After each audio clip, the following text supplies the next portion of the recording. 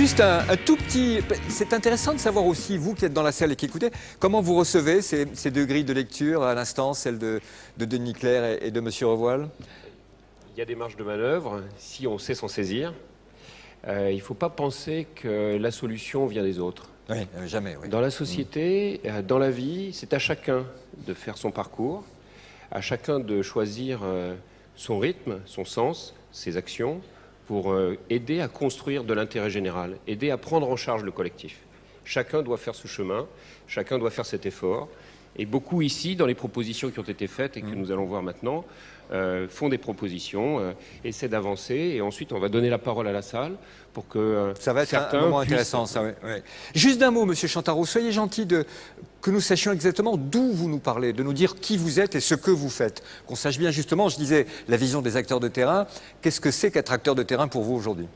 Nous, ce que nous faisons, c'est essayer de comprendre le lien social, comprendre les différentes personnes, comprendre les différents systèmes, comprendre les différentes façons d'être ensemble, pour essayer ensemble de construire des mécanismes qui nous permettent de mieux nous comprendre. Et quand on comprend mieux les problèmes qui sont les nôtres, c'est là que nous avons plus de chances de les résoudre.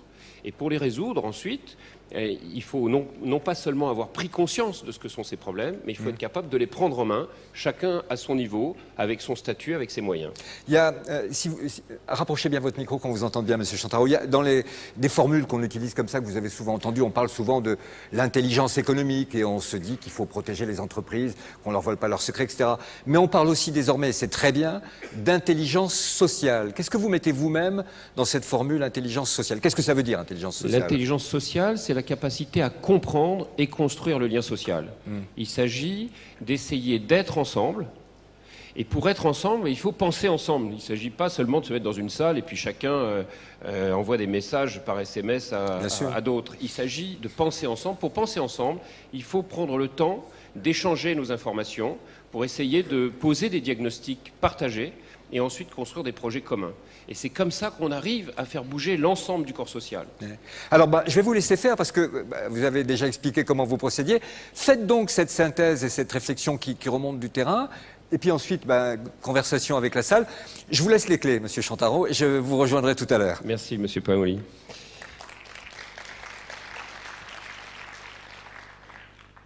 Bien, je vous propose de dérouler notre rencontre en 2 temps. Vous allez d'abord avoir une petite synthèse du livre bleu qui vous a été remis en entrant dans la salle. Je vais vous la présenter rapidement.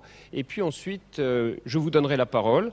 Vous avez rempli un questionnaire, certains d'entre vous, en entrant, et je donnerai la parole à certains d'entre vous. Et puis vous pourrez évidemment proposer une intervention si je ne vous sollicite pas moi-même. Donc la synthèse de vos réponses sur ce livre bleu, en 2 parties. D'abord, les entreprises, ensuite nous verrons les personnes handicapées. Sur les entreprises, qui est la première partie de ce livre bleu, nous avons classé l'ensemble de vos réactions en 3 thèmes. Premier thème, dispositif AGEFIP, tout ce qui relève des décisions que peut prendre exclusivement l'AGEFIP. Ensuite, des dispositifs multipartites, qui supposent des décisions de plusieurs acteurs. Et puis, le mode relationnel entre vous. Donc sur le premier élément, premier thème, dispositif AGEFIP, certains d'entre vous disent qu'il faut réduire la charge administrative, il faut simplifier, repenser, inventer les offres et les critères d'accès à l'offre, il faut optimiser la CVTech. D'autres vont un peu plus loin et disent qu'il faut préparer, assister les différentes phases du recrutement, il faut repenser, optimiser le fonctionnement des Cap Emploi, organiser une plateforme conseil aux entreprises.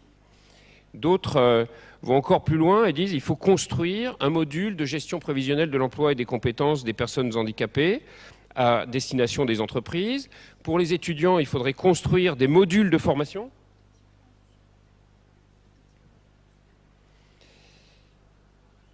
Construire des modules de formation pour les étudiants, inventer et animer un observatoire de l'emploi des personnes handicapées pour surveiller l'évolution des métiers. Et puis, valoriser les bénéfices induits par l'insertion des personnes handicapées dans l'entreprise, c'est-à-dire inventer une sorte de charte de la citoyenneté, de la diversité, de la solidarité du collectif, du climat social, de la responsabilité sociale et sociétale de l'entreprise.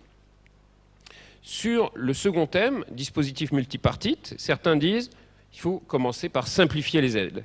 Il faut accroître les financements, développer toutes les formes d'accès à l'emploi.